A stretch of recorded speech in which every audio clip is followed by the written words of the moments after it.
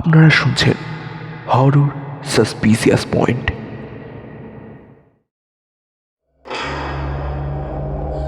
নাম জানা বা অজানা কিছু বিখ্যাত লেখকের গল্পের ডালি নিয়ে সাজানো আমাদের এই নিবেদন হরর সাসপিসিয়াস পয়েন্টে জানাই সকলকে স্বাগত। আজকে আমাদের নিবেদন শ্রী প্রসাদ সেনের গল্প যক্ষিণী। গল্প পাঠে ও গল্পের সূত্রধর আমি অনিব্রত। গল্পে সঞ্জয়বাবুর চরিত্রে স্বামী, গল্পে ডিকোস্টার চরিত্রে সুদীপ ও যক্ষিণীর চরিত্রে পম্পা। তো শুরু হচ্ছে আজকের আমাদের গল্প যক্ষিণী।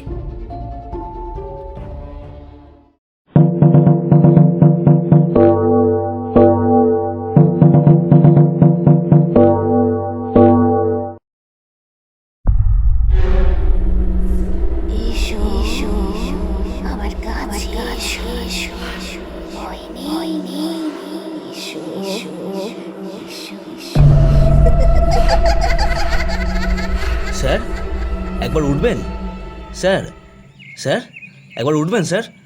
অনেকক্ষণ ধরেই কথাটা অস্পষ্ট এবং দুরাগত ধ্বনির মতো কানে আসছিল সঞ্জয়ের, কিন্তু কিছুতেই ঘুম ভাঙছিল না তার। ঠিক ঘুমও নয়, কেমন যেন আবছা একটা চৈতন্যহীনতা। আর সেই অবস্থার মাঝেই একটা স্বপ্ন দেখছিল সঞ্জয়। কি যে স্বপ্ন সঠিক বুঝতে পারছিল না সে। প্রাচীন যুগের কোনো স্বল্পবাস উন্মুক্ত বক্ষা এক নারীর স্বপ্ন। শুধু সেই রমণীর ডান হাতের দিকেই দৃষ্টি পড়ছিল সঞ্জয়ের।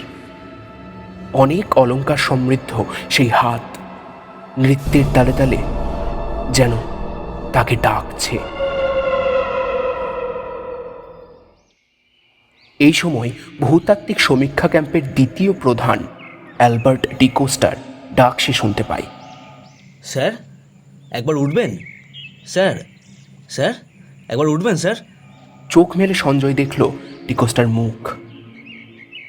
অদ্ভুত একটা উত্তেজনা নিয়ে সে তার প্রধান অফিসারের দিকে তাকিয়ে রয়েছে। সঞ্জয় চোখ রোগড়ে ক্যাম্পখাটে উঠে বসবার চেষ্টা করতে করতে বলল, কি ব্যাপার ডিকোস্টা, আবার ভূমিকম্প হচ্ছে নাকি? না স্যার, এখন ভূকম্পন হচ্ছে না। আপনাকে ঘুম থেকে জাগিয়ে দেওয়ার জন্যে দুঃখিত, কিন্তু গতকালের হালকা ভূকম্পনের ফলে একটা ফাটল হয়েছে এখান থেকে আধ মাইল দূরে। আজ সকালে ওদিকে যেতে গিয়ে একটা অদ্ভুত জিনিস দেখতে পেয়েছি, আর সেই কারণেই আপনাকে বিরক্ত করছি আর কি। কুক এক মগ গরম কফি টেবিলে রেখে গেলে মগে চুমুক দিতে দিতে সঞ্জয় বলে, এবার বলো, কি দেখেছো তুমি? কোনো আশ্চর্য শিলাস্তর? স্যার, ব্যাপারটা আমাদের ভূবিজ্ঞানের আওতায় পড়ে না, বরং বলা যায় অ্যানথ্রোপোলজির লোকেরা খুব উৎসাহিত হতে পারে। এরকম একটা ফাঁকা নির্জন জায়গায় বোধহয় কোনো নগর টগর ছিল পুরনো আমলের। খোঁড়াখুড়ি করলে হয়তো অনেক কিছু পাওয়া যাবে। কিন্তু তুমি আবিষ্কারটা কি করলে? একটা মূর্তি, না ঠিক মূর্তিও দেখতে পাইনি স্যার। ভূকম্পনের ফলে যে ফাটল সৃষ্টি হয়েছে সেই জায়গায় একটা হাত উঠে আছে, একটা পাথরের হাত। একটা হাত? সঞ্জয় প্রায় চিৎকার করে ওঠে। তার চোখে ঘুমের রেশ যেটুকু ছিল মুহূর্তের মধ্যে তার সব দূর হয়ে যায়। সে উঠে দাঁড়িয়ে বলতে থাকে, ইউ মিন একটা হাত? হ্যাঁ স্যার, একটা হাত। মনে হয় কোনো নারী মূর্তির অলংকার মণ্ডিত হাত, নৃত্যের ভঙ্গিমায়। সঞ্জয়ের হঠাৎ মাথা ঘুরতে থাকে। শরীরের মধ্যে একটা কাঁপুনি বোধ হতে থাকে। সে ধপ করে আবার ক্যাম্পখাটে বসে পড়ে বলে, ডিকোস্টা, আমি আমি একটু আগেই ওই হাতের স্বপ্ন দেখেছি। নৃত্যের ভঙ্গিমায় অলংকারে মোড়া একটা হাত। ডিকোস্টা আরও অবাক হয়ে বলে, স্ট্রেঞ্জ, আপনি সত্যি সেই হাতটা স্বপ্নে দেখেছেন?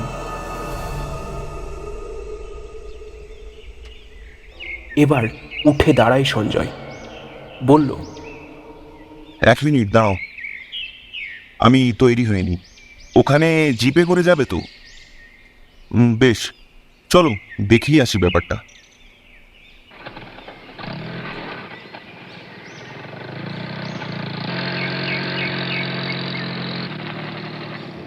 এবড়ো খেবড়ো অসমতল পথে 4 হুইল ড্রাইভ জিপ ওদের জায়গায় পৌঁছে দেয়।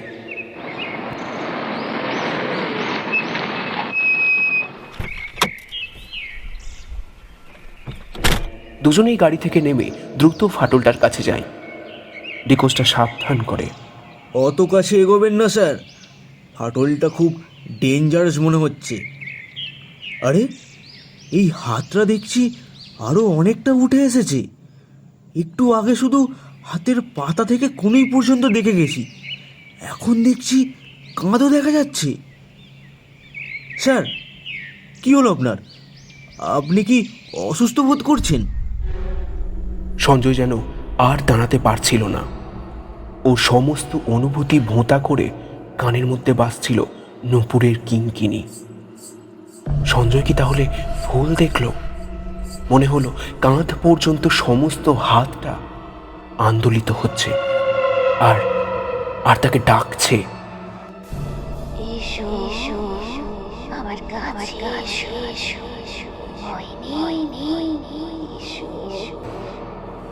সে ফিসফিস করে বলল, ডিকসটা, তুমি কি দেখেছো যে হাতটা কি নড়ছে? কই না তো। আপনি তাই দেখলেন নাকি? ও বোধহয় চোখের ভুল আপনার। চুপ করে দাঁড়িয়ে সঞ্জয় শান্ত হওয়ার চেষ্টা করে। ভালো করে হাতটা দেখতে থাকে সে। পাথরের হাত আবার আন্দোলিত হয়। এবার সঞ্জয় স্পষ্ট শুনতে পায় নারী কণ্ঠ।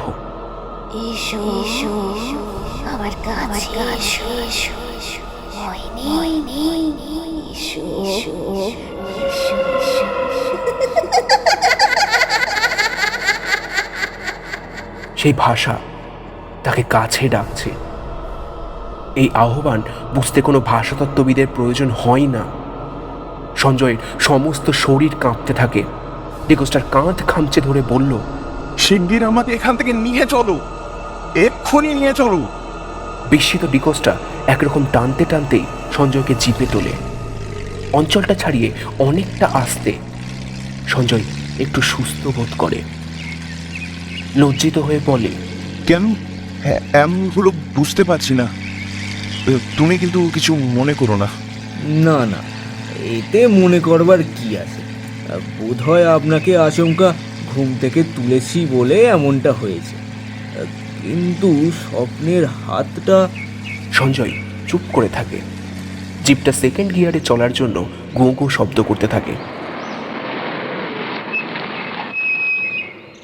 ক্যাম্পে পৌঁছলে ডিকোস্টা বলে, তাহলে স্যার অ্যানথ্রোপোলজিক্যাল সার্ভে অফ ইন্ডিয়াকে খবর দিতে হয়।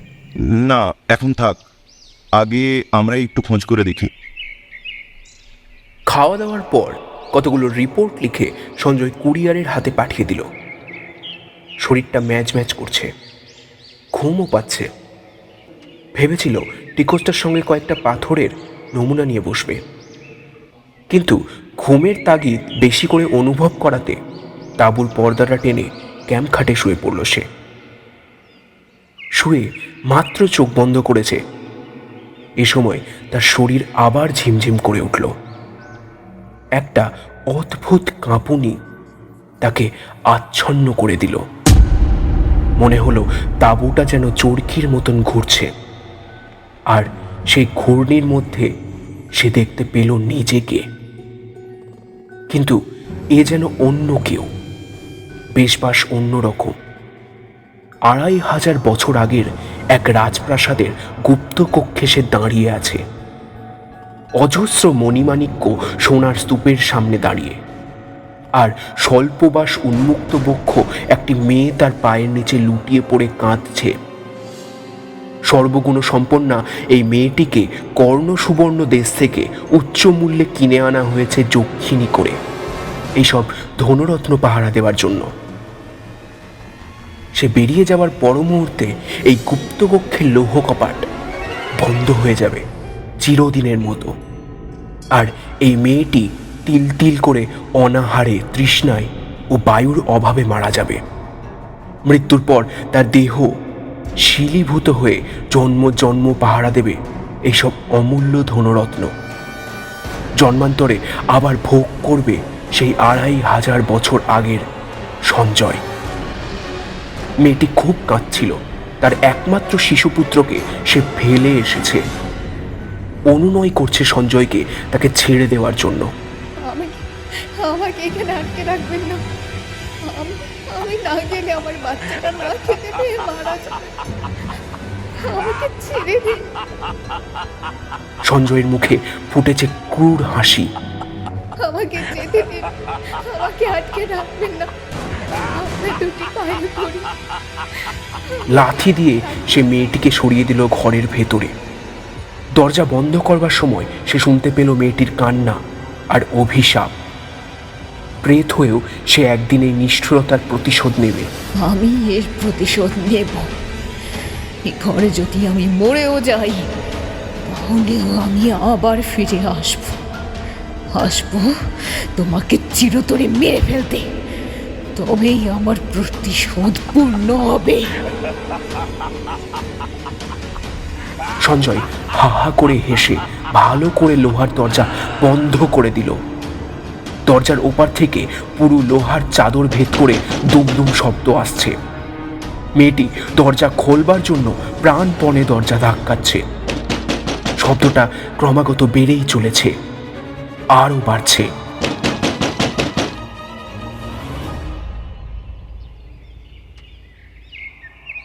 সঞ্জয়ের ঘুম ভেঙে গেল। সত্যি কোথা থেকে দুমদুম শব্দটা ভেসে আসছে। হয়তো পাথরের নমুনা সংগ্রহ করবার জন্য মৃদু ব্লাস্টিং করা হচ্ছে। কিন্তু পর্দা সরিয়ে ডিকোসটাকে তাঁবুর ভেতর ঢুকতে দেখে অবাক হয়ে গেল। ডিকোসটা হাঁপাচ্ছে। কোথা থেকে যেন ছুটতে ছুটতে আসছে সে। স্যার, আবার ভূকম্পন হচ্ছে জায়গাটায়। দুমদুম শব্দ হচ্ছে স্যার। উঠে বসে সঞ্জয় শক্ত গলায় প্রশ্ন করল, ওখানে আবার কেন গিয়েছিলে? হঠাৎ খেয়াল হলো মূর্তিটা দেখে আসি। আর আশ্চর্য স্যার, এবার মূর্তিটার অর্ধেকটা উঠে এসেছে। কি অদ্ভুত মূর্তি! না দেখলে বিশ্বাস হতো না যে পাথরের মূর্তিরও ওরকম চোখ থাকতে পারে। ওখানে আর তুমি যাবে না। ফিল্ড অ্যাসিস্ট্যান্টকে একবার ডেকে দাও। ওই মূর্তিটা ভেঙে ফেলতে হবে আর ব্লাস্ট করে ওই অঞ্চলটা বসিয়ে দিতে হবে। সে কি স্যার, এরকম একটা প্রাচীন মূর্তি অ্যানথ্রোপোলজিক্যাল ডিপার্টমেন্টকে খবর না দিয়েই জায়গাটা ধ্বংস করে দেবেন? হ্যাঁ, তাই করতে হবে, নইলে আমাদের সকলের বিপদ। মূর্তিটা যক্ষিণীর। অন্তত 2500 বছর আগে ওকে প্রচুর ধনদৌলত সহ মেরে ফেলা হয়েছিল পাহারা দেওয়ার জন্য। আপনি জানলেন কি করে? সঞ্জয় চুপ করে থাকে। কিন্তু ডিকোসটার লোভে ভরা চকচকে চোখের ভাষা বুঝতে ওর কষ্ট হয় না। ডিকোস্টার প্রশ্নে জবাব না দিয়ে সে বলল, আজ থাক, আমি চাই কাল ভোর থেকেই যেন কাজটা শুরু হই। সন্ধ্যাবেলা কেরোসিনের টেবিল ল্যাম্প জেলে রিপোর্ট লিখবার জন্য ডিকোস্টার খোঁজ করতে গিয়ে সঞ্জয় শুনল সে ক্যাম্পে নেই। সঞ্জয়ের মন কেমন যেন একটা অশুভ আশঙ্কায় ভরে উঠল। জুতো পরে বাইরে বেরিয়ে আসবার জন্য প্রস্তুত হতে গিয়ে দেখল তার ড্রয়ারে তার রিভলভারটা নেই। বনজ হিংস্র পশুদের আক্রমণ থেকে রক্ষা পাওয়ার জন্য তাদের ক্যাম্পে একটা রিভলভার আর একটা বন্দুক থাকে। রিভলভারটা না পেয়ে সঞ্জয়ের মনে একটা সন্দেহ বিদ্যুৎ চমকের মতন খেলে গেল। তাড়াতাড়ি বাইরে এসে দেখল যেখানে জিপটা থাকে সেখানেও ওটা নেই। যাতে স্টার্ট হলে শব্দ না হয় সেই জন্য ইঞ্জিন বন্ধ অবস্থায় ঢালু পথে অনেকটা নিয়ে গিয়ে তবে গাড়িটা চলেছে। একবার ভাবল সে সবাইকে ডেকে ব্যাপারটা জানাবে, কিন্তু তা না করে সেই ঢালু পথ ধরে দ্রুত হাঁটতে থাকলো সে। সেদিন বোধহয় পূর্ণিমা ছিল। আকাশে চাঁদের আলোর স্রোতে সঞ্জয়ের পথ চলতে কষ্ট হচ্ছিল না। এইটুকু পথ যেতে আর কতক্ষণই বা লাগবে। চাঁদের আলোয় উঁচু হয়ে ওঠা পাথরের টুকরোগুলো আর তাদের ছায়া ভুতুড়ে পরিবেশ সৃষ্টি করেছে। হাঁটতে হাঁটতে সেই জায়গায় পৌঁছে থমকে দাঁড়ালো সে। দেখতে পেল জিপটা দাঁড়িয়ে আছে, আর ডিকোসটা একটা বেলচা দিয়ে মূর্তিটার চারপাশ থেকে পাথরের টুকরো গুঁড়ো বালি সরাচ্ছে। মূর্তিটা এবারে সম্পূর্ণ দেখা যাচ্ছে। হ্যাঁ, এই সেই যক্ষিণী মূর্তি। 2500 বছর আগে কোনো এক সঞ্জয় তাকে জীবন্ত সমাধি দিয়েছিল। অত দূর থেকেও মূর্তিটার ঝকঝকে ঘৃণায় ভরা উজ্জ্বল চোখ দুটো দেখতে পাচ্ছিল সঞ্জয়। বুকের ভেতর আবার কাঁপুনি শুরু হতে সে চিৎকার করে বলল, ডিকোসটা কি করছো ওখানে? চলে এসো এখানে বলছি। একবার সঞ্জয়ের দিকে তাকিয়ে ডিকোসটা আবার নিচের কাজ করে চলল। সঞ্জয় আবারও কয়েক পা এগিয়ে গেল, আবার চিৎকার করে ডিকোসটাকে ফিরে আসতে বলল। কিন্তু পাথরের আর পাহাড়ের বুকের প্রতিধ্বনি শুধু সঞ্জয়ের কানেই গেল। পায়ে পায়ে আরও কাছে এগিয়ে গেল সঞ্জয়। সেই মুহূর্তে সঞ্জয় দেখতে পেল যক্ষিণীর মূর্তিটা নড়ছে। মূর্তিটাতে যেন প্রাণ সঞ্চার হচ্ছে। চিৎকার করে সে ডাকলো, ডিকোসটা পালিয়ে এসো, নইলে তুমি মরবে। বেলচাটা ফেলে ডিকোসটা সোজা হয়ে দাঁড়ালো। চাঁদের আলোয় সঞ্জয় দেখতে পেল তারই রিভলভারের নল উদ্ধত হয়ে আছে ডিকোসটার হাতে। পাহাড়ে প্রতিধ্বনি তুলে ডিকোসটা বলল, আর একদম এগোবেন না ডক্টর সঞ্জয়। আপনি ঠিকই বলেছিলেন, এখানে অজস্র ধনরত্ন লুকোনো আছে। এই দেখুন, তাল তাল সোনা। হ্যাঁ, এগুলি আমি একাই ভোগ করব, কেউ এর অংশ পাবে না। আপনি চলে যান। আপনার বুকে আপনারই রিভলভারের গুলি বসাবার মতো টিপ আমার আছে। আজ রাত্রির মধ্যেই সকলকে নিয়ে ক্যাম্প ছেড়ে চলে যাবেন, নইলে আপনার এবং দলের সকলের মৃতদেহ এখানেই পড়ে থাকবে। ডিকোসটা, এ তুমি কি করছো? তোমার মাথা কি খারাপ হয়ে গেছে? ওগুলো দক্ষিণী রাজনামের ধন। ডিকোসটা ছুঁয়ো না, তোমার ভীষণ বিপদ হবে। ডিকোসটা, ওগুলোকে ছুঁয়ো না। পাহাড় কাঁপিয়ে হাসলো ডিকোসটা, বলল,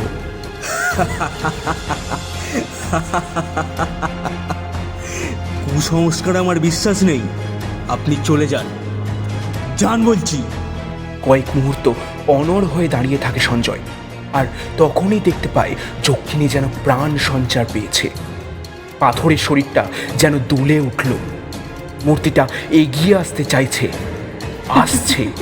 এগিয়ে আসছে।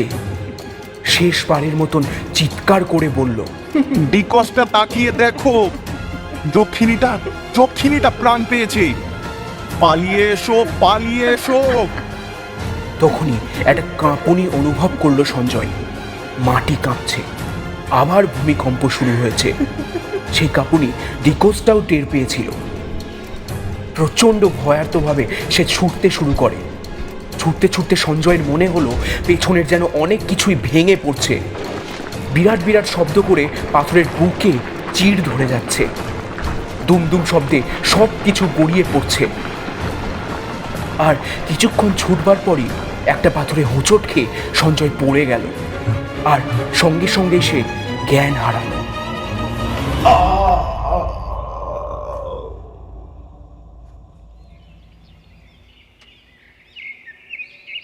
জ্ঞান ফিরলে সঞ্জয় অবাক হয়ে তাকিয়ে দেখল সে একটা হাসপাতালের বেডে শুয়ে আছে। জিওলজিক্যাল সার্ভের ডেপুটি ডিরেক্টর ডক্টর জৈনের মুখ তার দিকে ঝুঁকে আছে। ডক্টর জৈন হেসে বললেন, যাক, তোমার জ্ঞান ফিরে আসতে আমরা খুব খুশি হয়েছি বাবা। যে অবস্থায় তোমাকে উদ্ধার করা হয়েছে, সমস্ত জায়গাটা ভূমিকম্পে তছনছ হয়ে গেছে, বুঝলে। খুব বিপজ্জনক অবস্থায় থাকার ফলে ক্যাম্পটাও আপাতত গুটিয়ে আনা হয়েছে। স্যার, থাক, কথা বলো না, সব পরে শুনবো। স্যার, ডিকোসটার খবর কি? একটা নিঃশ্বাস ফেলে ডক্টর জৈন বললেন, ওকে কোথাও খুঁজে পাওয়া গেল না। একটা জায়গায় এমন বড় বড় ভাল্লি আর বিরাট বিরাট গর্ত হয়েছে, মনে হচ্ছে ওখানেই ও হারিয়ে গেছে। কোনো কোনো মূর্তি কি পেয়েছেন আপনারা? মূর্তি? আরে না, ওইসব জায়গায় এখন যাওয়াই দুষ্কর। শুধু দুঃখ হচ্ছে ডিকোস্টার জন্য। বেচারা খুব কাজের লোক ছিল। মুখ ফিরিয়ে দীর্ঘ নিঃশ্বাস ফেলে সঞ্জয়। হয়তো ভালোই হয়েছে। ডিকোস্টা ছাড়া দ্বিতীয় ব্যক্তি কোনোদিনই জানতে পারবে না ওখানে কত ঐশ্বর্য লুকানো আছে।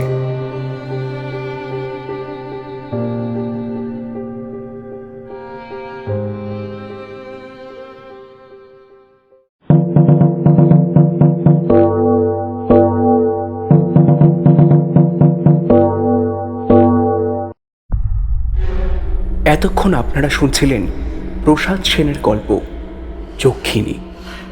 গল্প পাঠে অনিব্রত, শামীম, পম্পা এবং সুদীপ। তো আজ এ পর্যন্তই থাক। দেখা হচ্ছে পরবর্তী গল্পে। ধন্যবাদ।